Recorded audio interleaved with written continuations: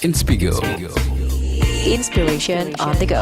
Masih di Mindfulness at Work series Inspigo. Kita masih sama Mbak Samantha Elsener. Kita masih ngomongin menciptakan tenang dan fokus ketika kita kerja. Tadi kita bahas budaya kerja di setiap entity itu kan beda-beda dan berpengaruh nih pada kewarasan kita pekerja gitu ya. Mungkin ada contoh kasus real nih Mbak yang bisa di-share ke kita gitu ya. Kayaknya kalau behaviornya di entity yang seperti A akan seperti apa, B seperti apa, menyikapinya bagaimana, bocorin dong ke kita. Soalnya kan sering datang ke ini loh, menjadi konsultan di kantor-kantor gitu ya. Jadi mungkin lebih tahu lah kira-kira tantangan masa kini hustle culture tuh kayak gimana gitu. Beda-beda banget sih setiap perusahaannya. Jadi walaupun sama-sama nih industrinya adalah aviator, industrinya mining, industrinya financial, itu pasti beda-beda kultur di dalam perusahaannya masing-masing. Yang membedakan kalau aku ngelihatnya lebih ke si leadernya ini, atasannya tuh gimana membangun budaya. Ganti leader, pasti satu tim akan berubah tuh. Nah, apalagi nih yang orang Indonesia sama orang asing. Oh, expat Yang jadi leadernya, beda lagi budayanya. Ada orang yang gini, atasannya nggak apa-apa deh gitu. Yang misalnya gini, ngasih aturan di kantornya, kalian bebas absen, yang penting sampai kantor, kalian kerja tuh 9 jam satu hari. Gitu.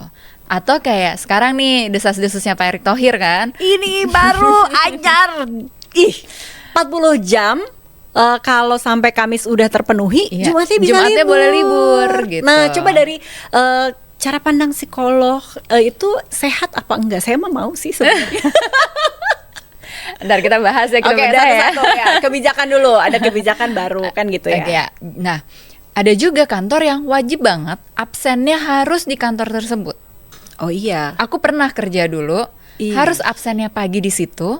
Kita mau pulang juga harus balik absen lagi ke situ. Padahal kita udah muter-muter ke Jakarta, ketemu klien dan lain sebagainya. Yang tahu sendiri kan, kadang memakan waktu untuk balik ke tempat kerja kita lagi.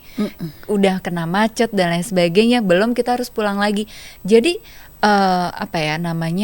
bagaimana fleksibilitas dari kantor itu sendiri itu akan berpengaruh terhadap tingkat kepuasan pekerjanya kerja di dalam industri tersebut.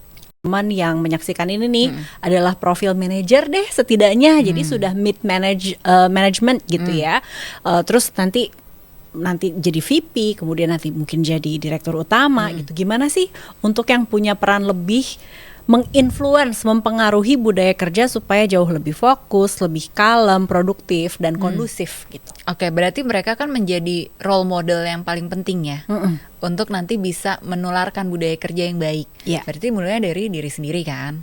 Nah, bagaimana bisa menciptakan kondisi yang lebih tenang di kantor, lebih dinamikanya harmonis gitu. Kalau konflik-konflik, intrik-intrik di kantor tuh pasti terjadi. Ya, ada persaingan itu pasti. Karena kita nggak kerja sendiri aja tuh ada persaingan kan. Ya intinya kayak di sekolah lah.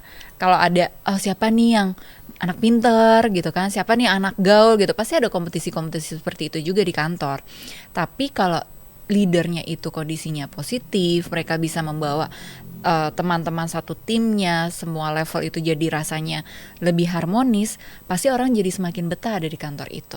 Permasalahannya, semua leader perlu belajar untuk jadi bijaksana. Bijaksana itu bisa diciptakan kalau kita banyak membaca dan banyak pengalaman. Nah, kalau lagi merintis juga ibaratnya kan mid manager juga dia kemarin-kemarin jadi teammate gitu ya, jadi staff. Sekarang aku jadi lokomotifnya nih di tim kecilku gitu. Aku juga lagi belajar gitu ya. Kira-kira behavior seperti apa sih yang menumbuhkan tadi tuh? Apakah pola komunikasinya atau beban kerja yang didelegasikan jauh lebih bisa sama rata, misalnya nggak cuma ke satu orang aja yang berat gitu, gimana? Mengkondisikan antara ada openness-nya sama ada boundaries-nya. Ada openness-nya tuh maksudnya gini, aku terbuka loh kita untuk diskusi. Artinya mau mendengar aspirasi dari semuanya, tapi ada boundariesnya. Sekarang level kita tuh udah beda, jadi ada certain behavior yang perlu dijaga. Misalnya gitu ya, kalau udah masuk ke level manajerial, mungkin ada hal-hal yang nggak perlu disampaikan ke level staff. Tapi bagaimana encourage level staff supaya mereka bisa tetap produktif. Produktivitasnya tuh tetap baik, tetap meningkat gitu. Nah, dengan cara-cara yang asertif, penyusunan skrip kata-kata kita tuh menjadi sangat penting ketika kita udah di level manajerial. Ada efek samping nggak sih kalau kita nih yang baru merintis gitu misalnya ya gitu ya. Ya habis aku nggak punya ruang negosiasi sama bos aku gitu ya. Aku pergi aja, gajinya sama gitu ya. Mungkin ada faktor lain yang perlu diingetin gitu ya dari Mbak Sam nih buat kita yang lagi ngerintis. Jadi gini, semua hal yang berkaitan sama pekerjaan kita pasti punya potensi untuk membuat kita jadi stres. Kalau kurva loncengnya tuh performa kerja di sisi yang vertikal, level stres yang sisi horizontal. Jadi gini kan, XY, kayak ada sumbu XY gitu. Iya gitu, terus ntar kurva lonceng gitu tuh.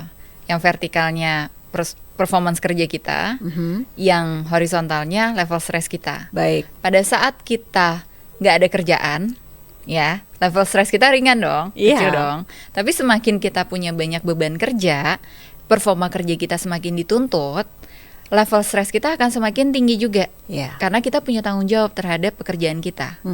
Semakin tinggi beban tanggung jawab jabatan kita juga akan bikin stres level kita semakin tinggi lagi. Nah, kalau kita udah di paling atas nih, itu kita perlu hati-hati banget. Karena pas di level paling atas ada kemungkinannya kita akan merosot. Kayak kurva saham tiba-tiba gitu, anjlok atau relapse.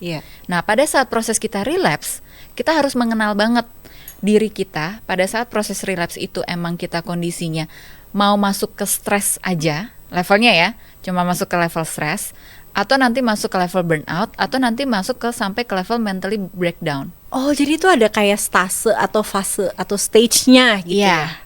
Kalau masih di level stres, kita bisa memilih apakah kita mau menentukan ini eustress, stres yang baik, yang nantinya kita kayak evaluasi diri kita, terus kita self care lagi, jadi turunnya nggak akan anjlok. Atau kita langsung cut off, ini di stres yang negatif, aku nggak bisa nih handle situasi ini lagi, aku rasanya pengen kabur. Nah itu tuh nanti kalau levelnya pengen kabur, nanti kita bahas ya respon stres kita ya. Levelnya pengen kabur, kita pikir dengan kita ganti pekerjaan, ganti perusahaan, kita jadi bisa menyelesaikan si stres itu. Ternyata enggak. Ada juga yang tetap menetap, kuat-kuatin diri di situ, tapi nanti makin lama nggak ada cara lain, ya pokoknya cuma jalan sehari-hari aja gitu. Lama-lama turun jadi mentally breakdown.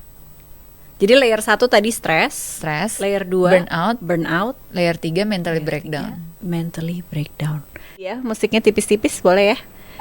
Nah, sambil dengerin suara aku ya. Iya. Ini guided meditation by Samantha Elsener. Aku mau hening sejenak, aku dengerin dulu aja, oke. Kita mulai ya.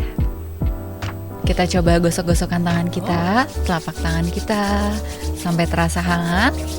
Kalau udah hangat, yang tangan kanan kita taruh di atas dada kita, yang tangan kiri kita taruh di atas perut kita.